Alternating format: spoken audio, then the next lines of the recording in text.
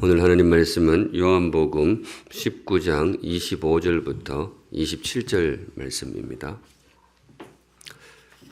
25절부터 27절 말씀 우리 한 목소리로 같이 쭉 읽어보겠습니다. 25절부터 시작. 예수의 십자가 곁에는 그 어머니와 이모와 글로바의 아내 마리아와 막달라 마리아가 섰는지라. 예수께서 자기의 어머니와 사랑하시는 제자가 곁에 서 있는 것을 보시고 자기 어머니께 말씀하시되 여자여 보소서 아들이니이다 하시고 또 그 제자에게 이르시되 보라 내 어머니라 하신대 그때부터 그 제자가 자기 집에 모시니라. 아멘. 네, 가상칠은 세 번째 시간입니다. 오늘의 말씀은 여자여 보소서 아들이니이다. 예수님이 어머니 마리아에게 하신 말씀인데요. 그리고 그 곁에 서 있던 제자 요한을 향해서 보라 내 어머니라.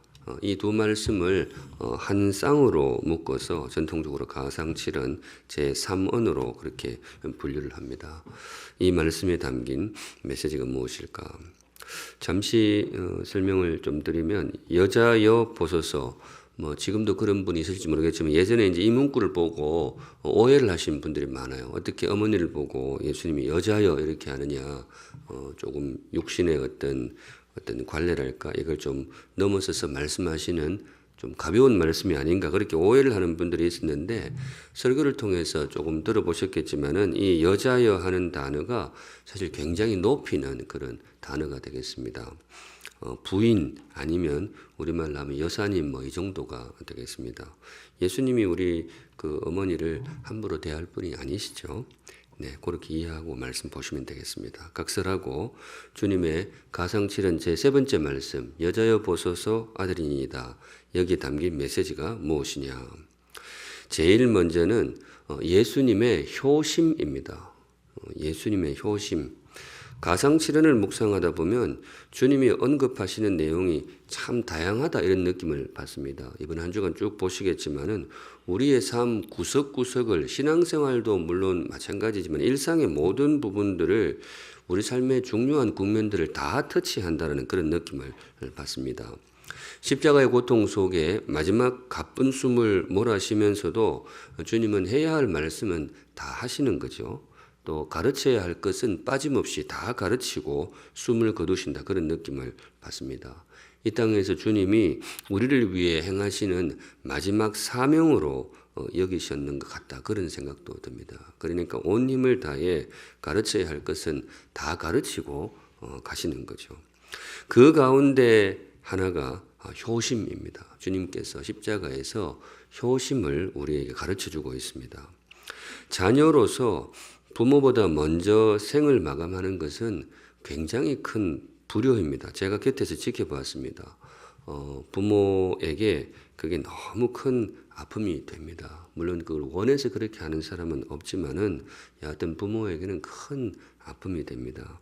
그러니까 여기 계신 분들이 다 누군가의 자녀들로 생을 시작하셨는데요. 자녀 되신 분들 건강하시기 바랍니다. 네, 부모님을 생각해서라도 건강관리 잘 하시기 바랍니다. 그런데 먼저 떠나는 자녀의 마음도 결코 편할 수는 없죠. 그러니까 인간적으로 볼 때 우리 예수님도 굉장히 많이 아프셨을 겁니다. 굉장히 그 마음에 어떤 상처를 품고 십자가로 나아가셨을 것인데 그때 주님이 어머니를 제자에게 부탁을 하십니다. 십자가에 달려 마지막 호흡으로 죽어 가시면서도 홀로 남겨질 어머니를 그 육신의 아버지 요셉은 조금 일찍이 돌아가셨던 것 같아요. 예수님이 어린 시절에 돌아가셨던 것 같습니다.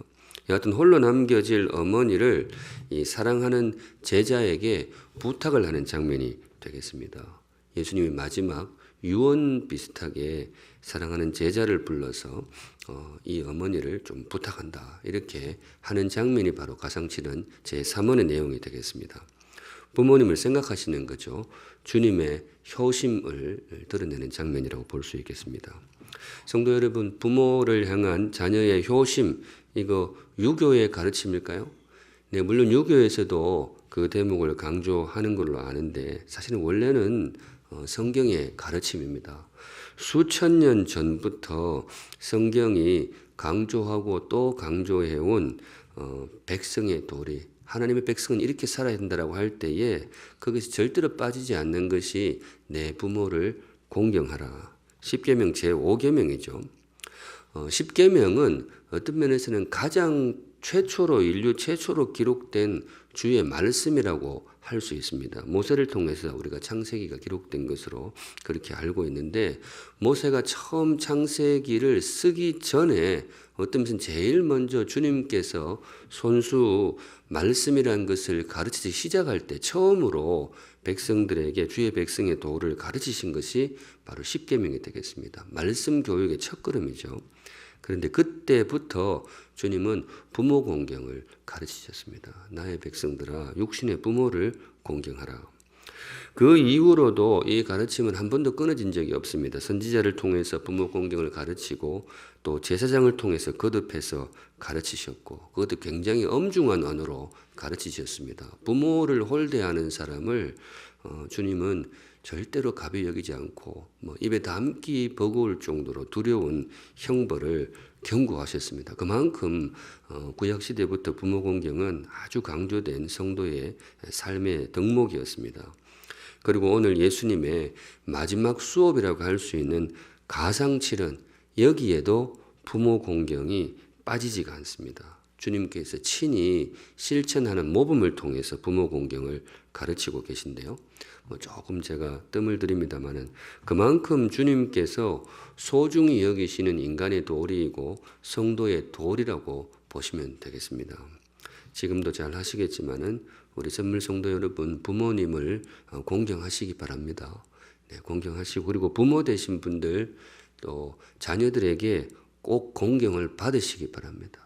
어떻게 하든지 그 자녀들에게 가르쳐서 부모를 공경하도록 엄히 가르치시기 바랍니다. 거기에는 물론 지혜가 필요하겠죠. 그런데 분명히 가르쳐야 됩니다. 그게 신앙이고 그게 성도의 길이기 때문입니다. 우리 예수님의 마지막 유언의 무게를 담아서 우리 마음에 새겨주신 귀한 성도의 덕목이 되겠습니다. 조금 더 나가면 부모 공경을 신앙의 언어로 번역하면 뭐가 되느냐? 성령 충만입니다. 성경은 그렇게 가르칩니다. 우리 성도의 길을 가르칠 때에 제일 중심에 있는 것이 성령 충만이죠. 근데 이 성령 충만이 우리 삶에 어떻게 나타나느냐? 이거죠. 부모를 공경하는 사람 이꼬르 성령 충만한 자녀. 성경은 그렇게 가르칩니다. 제가 몇 차례 이 강단에서 강조를 한 적이 있기 때문에 기억을 하시겠습니다만은 에베소서 6장 1절에 자녀들아 주 안에서 너희 부모에게 순종하라 이것이 옳으니라. 우리 어버이 주일이 되면 많이 묵상하죠. 자녀들아 부모님께 순종해야 된다. 이것이 옳은 일이다. 이 가르치는데 참 중요한 말씀이죠. 그런데 말씀 자체도 중요하지만은 이 말씀이 나오는 문맥을 보는 것이 굉장히 중요합니다. 이 말씀이 어떤 문맥에서 나오느냐? 성령 충만입니다. 주님께서 성령 충만을 가르치실 때에 그 맥락에서 부모 공경을 가르칩니다. 성령 충만을 가르치는 첫 출발점이 에베소서 5장 18절인데요. 술 취하지 말라 이는 방탕한 것이니 오직 성령으로 충만함을 받으라. 지금도 그렇지만 고대에 술 좋아하시는 분들이 많았고 그때는 이제 어떤 통제랄까 이런 것들이 잘 없었기 때문에 굉장히 술에 취해서 흐느적거리는 분들이 많았다고 그래요. 축제라든가 그런 걸 통해서 그렇게 조금 일탈하는 경우가 많이 있었는데 그때부터 주님께서 가르치신 거죠. 성도들은 그래서는 안 된다. 술에 취하지 말고 성령으로 충만하라. 같은 개념이 되겠습니다. 술의 힘에 의해서 그렇게 삶을 살려고 하지 말고 성령으로 충만해라. 그렇게 성령 충만을 가르치시는데 바로 그 맥락에서 부모 공경이 나옵니다. 성령 충만을 가르치실 때 주님은 제일 먼저 예배하는 삶을 가르치셨습니다. 바로 다음 구절 19절에 시와 찬송과 신령한 노래들로 서로 화답하며 너희 마음으로 주께 노래하며 찬송하며. 무슨 말이냐면 성령 충만, 성령님은 제일 먼저 우리를 예배자로 세운다는 것입니다. 성도님들 우리 성령 충만한 인생이 되시기를 바랍니다. 네, 성령 충만 막연한 게 아닙니다. 성실하게 주님을 예배하는 것이 바로 성령 충만이 되겠습니다. 뭐 성령 충만 이런 거 이야기하면 뭐 이상한 신비적인 현상이나 그런 걸 떠올리시는데 그거는 성경의 가르침과는 조금 멉니다. 성령 충만이 원하는 성실한 예배입니다. 그리고 또 한 가지 성령 충만의 그 모습이 뭐냐? 22절. 아내들이여 자기 남편에게 복종하기를 죽게 하듯 하라. 네. 자기 남편을 존경할 줄 알고 남편에게 겸손히 순종하는 아내를 성경은 뭐라고 부르는가 하면 뭐 현모양처 그렇게 부르지 않습니다. 성령 충만한 아내 그렇게 부릅니다. 성도의 삶에 그게 들어와야 된다는 것이죠. 남편에게 주시는 말씀도 있습니다. 남편들아 아내 사랑하기를 그리스도께서 교회를 사랑하시고 그 교회를 위하여 자신을 주심과 같이 하라. 주님이 교회를 위해 목숨을 내어 주셨는데 아내를 위해서 그렇게 희생하는 귀한 남편이 있단 말이죠. 참 좋은 남편이죠. 이런 남편을 성경은 뭐라고 부르느냐? 성령 충만한 남편이라고 부릅니다. 성경은 참 놀라운 가르침인데요. 성령 충만, 기도원에 가서 하는 게 아닙니다. 성령 충만은 특별한 어떤 집회에서 하는 게 아닙니다. 성령 충만은 우리가 늘 일상적으로 정기적으로 드리는 예배 생활 그리고 제일 성령 충만의 어떤 분량을 절대적으로 많이 할애하는 것은 다른 것하고 비교할 수가 없어요. 성령 충만 이야기하는 에베소서 본문에서 거의 95% 이상은 가정생활을 이야기합니다. 우리 성도님들 저와 여러분의 가정에서 성령 충만한 인생 되시기를 주님의 이름으로 축복합니다. 네, 바로 그 맥락에서 주어지는 가르침이 이겁니다. 자녀들아 주 안에서 너희 부모에게 순종하라. 내 부모를 공경하라. 네, 무게를 싣기 위해서 많이 둘러왔는데 가상칠언 제3원 예수님의 세 번째 말씀이 바로 여기에 기초를 합니다. 우리 주님이 십자가에서 숨을 거두시는 마지막 순간에도 그 고통의 순간에도 홀로 남을 어머니를 살피고 계신데 그 이유가 뭐냐? 우리 주님이 어떤 분이라고요? 성령 충만한 분입니다. 우리 예수님은 이 땅을 다녀간 모든 사람 중에서 이분을 꼭 사람이 국한할 수는 없습니다만은 인생 중에서 가장 성령 충만하신 분은 바로 예수님입니다. 태어남 자체가 이분은 성령으로 태어나셨고 이 땅에서 삶의 그 모든 사역과 구비마다 성령님과 동행한 정말로 귀한 성령의 사람이었다고 할 수 있습니다. 마지막까지 그 성령 충만이 조금도 가시지를 않는데요. 십자가의 고통 속에서도 주님이 어머니를 살피십니다. 이 말씀 요약하면서 우리 성도님들 성령 충만한 인생 되시기를 주님의 이름으로 축복합니다. 네, 그리고 여러분들의 자녀들도 꼭 그렇게 가르치시면 좋겠어요. 신앙 교육이 우리 인생의 교육과 크게 결이 다르지 않습니다. 우리 주님께서 우리에게 가정을 선물하셨고 하나님께서 가장 깊이 역사하기를 원하시는 좌소라 그러는데 로커스가 어디냐? 가정입니다. 그러니까 정말 부모님, 자녀는 부모님을 공경하고 부모는 또 자녀를 인격적으로 대하고 그래서 우리 샘물의 모든 가정들이 성령으로 충만한 예수님의 마지막 가르침을 실천하는 행복한 가정 되시기를 주님의 이름으로 축복합니다. 아멘. 한 걸음 나아가 여자여 보소서 아들이니이다. 이 말씀에 담긴 메시지가 무엇일까? 조금 방향을 바꿔야 되겠는데요. 교회의 탄생입니다. 가상칠은 제3호는 두 가지 영역을 말씀하세요. 가정 그리고 교회입니다. 어떻게 보면 굉장히 다른 것 같지만 우리는 느낌적으로 알죠. 이게 뭔가 연결이 되어 있죠. 교회가 사실은 믿음 안에 한 가정이잖아요. 그러니까 그걸 꿈꾸는데 딱 그 맥락입니다. 오늘 이 본문은 교회가 탄생하는 장면을 보여주고 있습니다. 성경을 기록하는 기자들에 따라서 교회 탄생의 시점이 조금씩 다른데요. 누가가 기록한 사도행전, 누가복음과 사도행전을 누가가 기록을 했는데 누가는 교회 탄생이 언제일까? 이걸 오순절 마가다락방 사건으로 그렇게 지목을 합니다. 예수님이 승천하시고 성도들이 마가의 다락방에 모여서 열심히 기도를 했었죠. 그때 성령님이 임하시고 방언 역사가 일어났습니다. 지금 우리가 알고 있는 방언과는 조금 달랐습니다. 그때는 일종의 통역의 기적이었다고 할 수 있는데요. 베드로가 그렇게 자기 언어로 설교하면 각 사람들이 자기 언어로 자동적으로 통역된 언어로 듣게 되는 그런 기적이 일어났는데 사도행전에 그런 모습이 나옵니다. 그걸 교회의 탄생으로 그렇게 기록을 합니다. 그때 마가다락방에서 성령님의 역사로 교회가 탄생하였다. 누가복음 또 사도행전 이어지는데 그렇게 기록을 합니다. 그런데 요한복음은 다릅니다. 요한복음은 그렇게 생각하지 않고 바로 이 장면입니다. 제가 읽기로는 그래요. 십자가에서 주님이 제자 요한에게 어머니를 부탁하는 장면입니다. 제가 묵상하면서 여기에 붙인 이름이 있는데 십자가 주례입니다. 십자가 주례예요.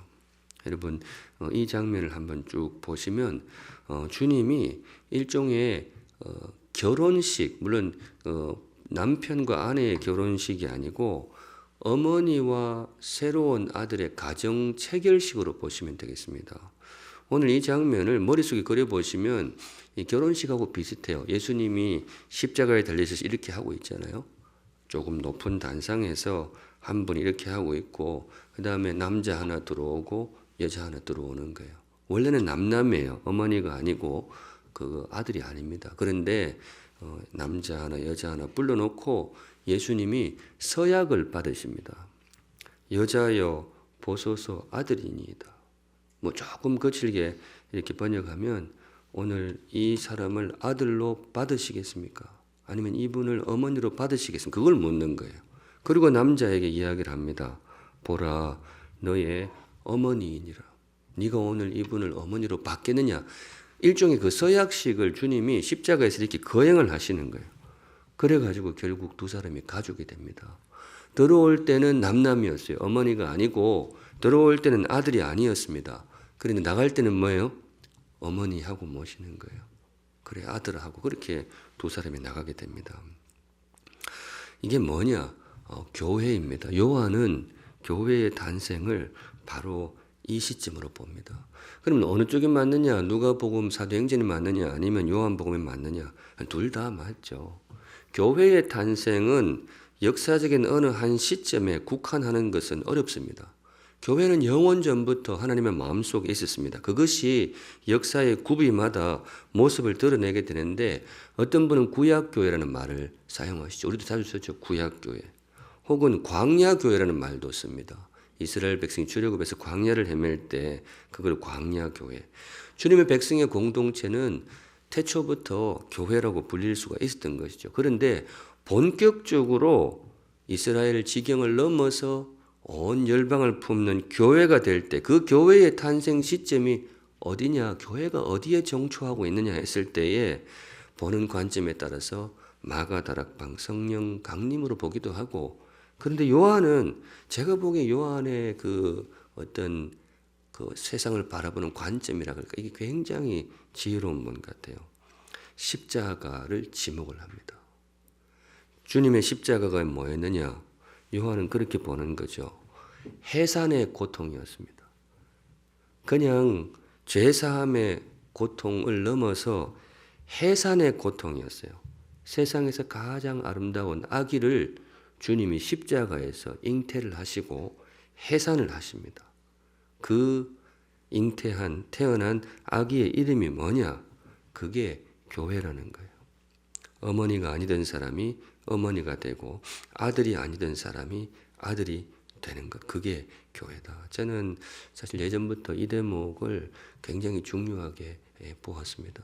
성도 여러분, 오늘 이 가상치는 제3은 교회가 십자가 아래에서 주님의 십자가 주례를 통해서 탄생했구나, 그렇게 기억하셔도 좋겠습니다. 바로 넘어가서 마지막으로 가상칠은 세 번째, 이 말씀에 담긴 의미가 뭐냐? 그래서 교회의 길입니다. 주님께서 십자가에서 제3원을 통해서 두 가지를 가르치세요. 가정은 이래야 된다. 효심을 통해서 그렇게 가르치셨어요. 두 번째는 뭘 가르치느냐? 교회는 이래야 된다. 그 교회의 길을 가르치는 거예요. 어떤 면에서는 주님께는 그게 별개의 사안이 아니었어요. 하나님께서 이 땅에 만드신 제도는 딱 두 가지로 보거든요. 가정, 그리고 뭘까요? 교회입니다. 국가는 사실 하나님의 산물보다는 인간의 산물로 봅니다. 그런데 하나님이 영원토록 지키게 되는 만대 교회에 품고 나아가야 될 거룩한 제도는 딱 두 가지예요. 가정, 그리고 교회. 근데 사실은 연장선에서 있다고 할 수 있는데, 그러면 교회가 뭐냐?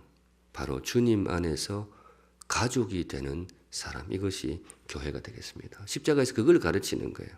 어머니가 아니던 사람이 예수님 때문에 내 어머니가 되는 거예요. 아들이 아니었던 사람이 예수님 때문에 내 아들이 되는 거죠.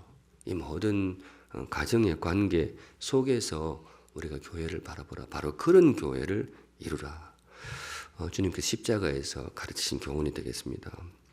다시 한번 우리 십자가의 그 자리를 묵상해 보면 굉장히 고통스러운 자리죠. 무언가를 가르치고 무언가를 당부하는 것이 결코 쉽지 않은 험악하고 거친 자리가 십자가가 되겠습니다. 그런데 주님은 그 고통 속에서도 내가 이것만은 꼭 가르쳐야 되겠다. 가정에는 효심이 있어야 되고 교회는 바로 그런 가족이 되어야 된다. 성도 여러분, 믿음으로 받으실 분은 바로 우리 교회에 주시는 말씀으로 받으시기 바랍니다. 네, 교회가 뭐라고요? 주님 안에서 서로 가족이 되는 것이 교회입니다. 가능할까? 과연 예수 믿고 우리가 서로 가족이 되는 것이 가능할까? 결코 쉽지는 않을 겁니다. 이 땅을 사는 것을 보면 가족도 가족이 되는 게 쉽지가 않아요. 이 말하고 보니까 좀 그렇지만은 실제 가족도 가족처럼 아끼고 서로 섬기고 사는 것이 쉽지가 않은 세상입니다. 그런데 하물며 가족이 아닌데 서로 가족처럼 그렇게 아끼고 사랑하며 산다는 것이 가능하냐? 결코 쉬운 걸음은 아니죠. 그런데 주님은 그런 교회를 꿈꾸셨습니다. 우리의 주님의 꿈이 굉장히 야무지고 크다고 할 수 있죠. 십자가에서 가쁜 숨을 몰아쉬면서 주님은 그 교회를 꿈꾸시고 나의 교회는 이렇게 되어야 한다라고 온 세상에 시위를 하시는 거죠. 내가 만든 교회는 어떤 교회냐? 어머니가 아니던 자가 어머니가 되고 아들이 아니던 자가 아들이 되고 그렇게 피 한 방울 섞이지 않은 남남이 예수 안에서 가족으로 살아가는 것, 그것이 교회다. 우리 주님이 그 그림을 그려주고 이 땅의 생을 마감하신 거죠. 주님의 이 놀라운 꿈이 과연 이루어질 수 있을 것인가? 놀랍게도 역사 속에서 굉장히 많이 이루어졌습니다. 초대 교회에 교회가 첫걸음 내딛던 그 출발 전부터 사실 이 놀라운 가족 공동체가 탄생하게 됩니다. 초대교회를 뭐라고 이야기해야 될까? 가족이죠. 모든 것을 나누었습니다. 서로 사랑하고 서로 아끼고 또 많이 가진 분들은 땅을 팔아서 재산을 팔아서까지 어려운 사람들을 구제하기 시작합니다. 기적이죠. 굉장한 기적입니다. 병 고침의 기적도 대단하지만은 이 나눔의 기적, 정말로 기적이죠. 성령님의 역사 가운데에 이 기적이 초대교회에 일어납니다. 예수님의 꿈이 이루어지는 거죠. 그냥 꿈이 아니었어요. 정말로 그렇게 이루어지기 시작했습니다. 역사의 구비 속에서 이런 아름다운 공동체는 굉장히 많이 발견되게 됩니다. 그런데 이것이 이런 주님의 꿈을 이룬 교회가 지금도 가능할까? 성도 여러분 어떻게 생각하세요? 이런 가족과 같은 교회가 지금도 가능할까요? 저는 가능하다고 믿습니다. 사실 멀리 볼 것 없이 우리 샘물교회는 참 좋은 교회 같아요. 귀한 분들이 참 많이 있습니다. 정말 가족처럼 서로 아끼고 사랑하는 그런 분들이 많이 있습니다. 제가 여기서 몇 분 이름들을 충분히 댈 수도 있습니다. 가족보다 나은 것 같아요. 가족도 저 정도는 못할 것 같은데 가족처럼 함께한 목장 식구들을 섬기고 가족처럼 함께한 사람들을 섬기는 귀한 분들이 많이 있습니다. 네, 그래서 그런 의미에서 저는 개인적으로 굉장히 확신하면서 목회를 합니다. 뭔가 하면 우리 샘물교회에는 성령님이 함께 하십니다. 네, 성령님이 우리 공동체에 함께 하십니다.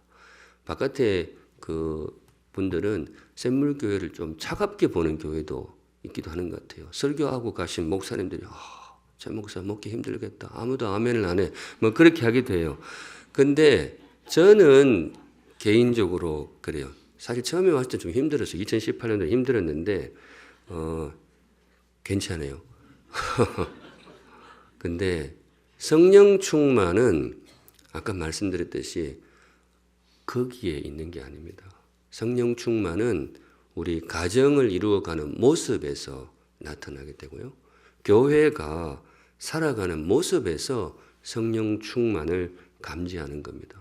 종교적인 열광주의하고 성령 충만은 다릅니다. 그래서 제가 진심으로 말씀을 드립니다. 자부심을 가지셔도 좋겠어요.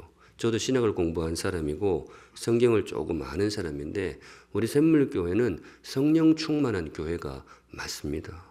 네, 지금도 정말 귀한 걸음을 걸어가고 계세요.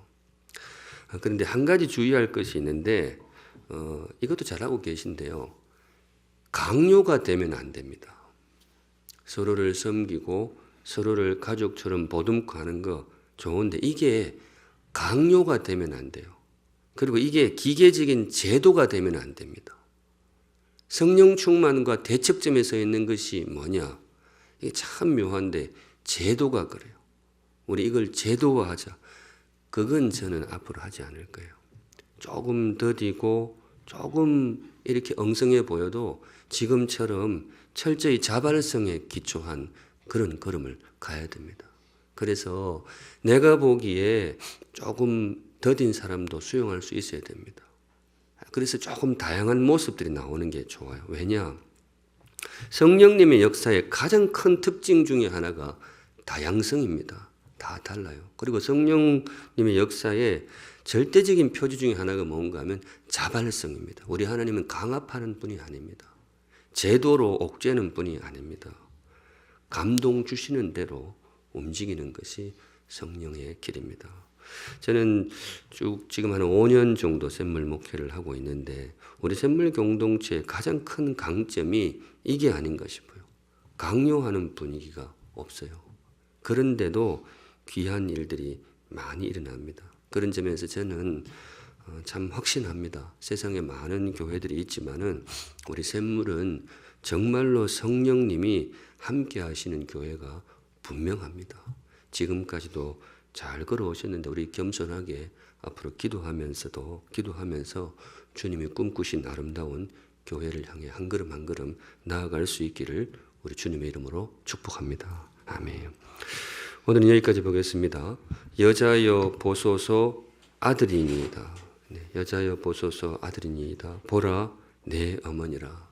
참 귀한 말씀이죠. 물리를 걷는 것도 놀라운 기적이지만은 오늘 이 장면도 정말 놀라운 장면입니다. 주님께서 혼신의 힘을 다해 마지막으로 가르치시는 거예요. 성령 충만한 가정을 세워라. 자녀들은 부모를 공경하고 부모는 자녀를 따뜻하게 보듬어라. 그리고 성령 충만한 교회를 세워라. 가정을 그대로 교회로 옮겨 놓으면 된다. 쉽지 않은 길이지만은 성령님의 인도하심 안에 이 아름다운 교회와 가정이 저와 여러분의 가정과 또 이 샘물교회에 충만하게 임하시기를 우리 주님의 이름으로 축복합니다. 아멘. 네, 기대라는 찬양인데요. 서로 우리가 다르지만은 정말로 서로를 향해 기대하고 응원하면서 아름다운 교회를 세워갑시다. 말씀 마음에 새기시면서 함께 찬양하겠습니다.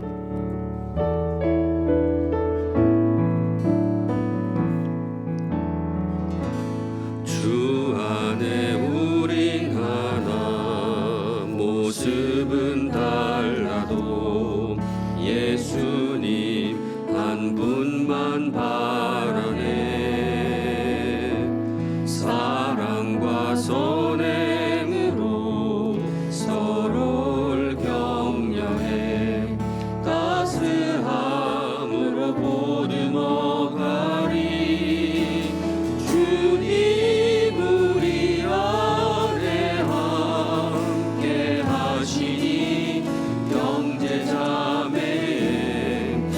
기쁨과 슬픔 느끼네 내 안에 있는 주님 모습 보네 그분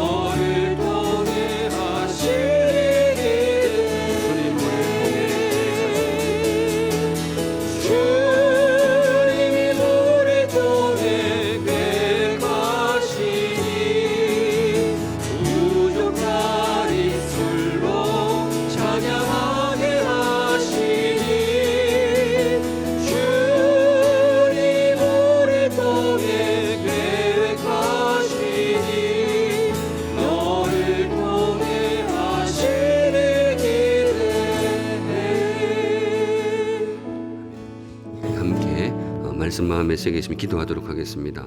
제일 먼저 저와 여러분이 너무나 사랑하는 가정을 축복하면서 한번 기도하겠습니다. 말씀 주신 대로 하나님, 내 사랑하는 우리 가정이 성령 충만한 가정이 되게 하여 주시옵소서. 특별히 사랑하는 자녀들을 한번 축복하면서 기도하겠습니다. 근데 축복하는데 오늘은 그렇게 하시면 좋겠어요. 하나님, 내 사랑하는 자녀가 성령 충만하여서 부모를 공경할 줄 아는 귀한 사람이 되게 하여 주시옵소서. 우리가 뭐 자녀 부모 공경 받아가지고 뭐 용돈이 탐나서 그런 게 아니잖아요. 그런데 그래야 정말 사랑하는 자녀가 정말 주의 자녀인 거죠. 부모 공경하지 않는 사람의 하나님 공경에 대해서 성경은 신뢰하지 않습니다. 그러니까 우리 자녀들을 위하여서라도 부모님들 꼭 공경을 받으시기 바랍니다. 받아야 됩니다. 지혜롭게 잘 가르쳐서 우리 가정을 축복하고 자녀를 축복하는 기도 다 같이 하나님 앞에 기도하시겠습니다. 거룩하신 하나님 아버지, 우리 예수님께서 십자가에서 마지막 혼신의 힘을 다해서 우리 주신 또 하나의 소중한 진실, 내 부모를 공경하라. 우리 주님, 그것이 우리 인간이 살아가야 할 걸음의 가장 중요한 걸음 중 하나임을 가르쳐 주셨는데 실천하는 우리가 되기를 소망합니다. 부모님을 공경하는 귀한 인생이 되게 하여 주시옵소서. 부모의 은혜를 정말로 기억할 줄 알고 감사할 줄 알고 섬길 줄 아는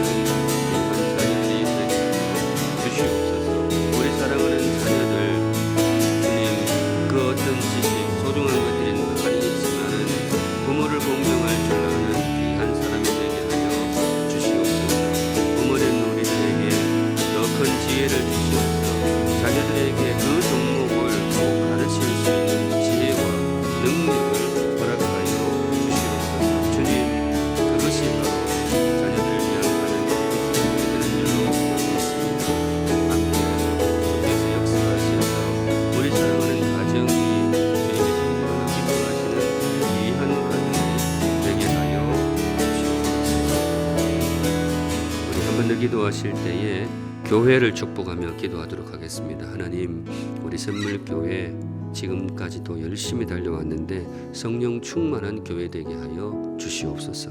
성령 충만한 교회가 어떤 교회냐? 성심을 다해 주님을 예배하고 함께한 신앙의 동력자들을 진심으로 사랑하고 아끼면 그것이 가장 성령 충만한 교회인 줄로 믿습니다. 주신 말씀대로 하나님, 우리 샘물교회 정말 성령 충만한 교회 되게 하여 주시옵소서. 다 같이 하나님 앞에 기도하겠습니다. 거룩하신 하나님 아버지, 주님이 사랑하시는 참 귀한 샘물교회, 지금까지도 정말 아름다운 걸음을 걸어오게 하심을 감사를 드립니다. 정말 정성으로 주님을 예배하고 또 뜨겁게 사랑을 섬기고 사랑하면서 그렇게 달려왔습니다. 주님께서 사랑하시는 귀한 정말 아름다운 그런 교회의 모습을 허락해 주셔서 감사를 드립니다. 잘 달려왔습니다. 열심히 달려왔습니다. 주님, 성령으로 충만한 교회의 걸음 앞으로 계속할 수 있도록 역사하여 주시옵소서. 종교적인 열정이 우리의 삶의 전부가 아니고 이게 정말 신앙의 신실함과 삶의 성숙함이 정말로 성령의 향치인 줄로 믿습니다. 교회에 바라시는 주님의 아름다운 소망이 주님께서 이끌어 주셨습니다. 아름다운 가정, 우리 샘물 공동체에 충만하게 임하셔서 주님이 기뻐하시는 최고의 교회, 아름다운 교회가 이곳에 임하게 하여 주시옵소서. 역사해 주시옵소서. 네, 우리 마지막으로 이번 한 주간 우리가 쭉 기도해야 되는데 오늘은 그 기도 포함하고 개인 기도 들어가겠습니다. 이번 주일 잘 아시는 대로 샘물 행복 축제가 있습니다. 하나님, 귀한 영혼들 우리 교회로 보내어 주시는데 우리가 정말로 아름다운 교회의 모습을 그분들에게 소개하고 정말 아름다운 예수님의 복음을 소개하여서 영혼이 구원받는 귀한 정말로 행복한 축제가 되게 하여 주시옵소서. 이번 주일을 고대하면서 다 같이 기도하시고 개인 기도로 마무리하도록 하겠습니다. 기도하시겠습니다.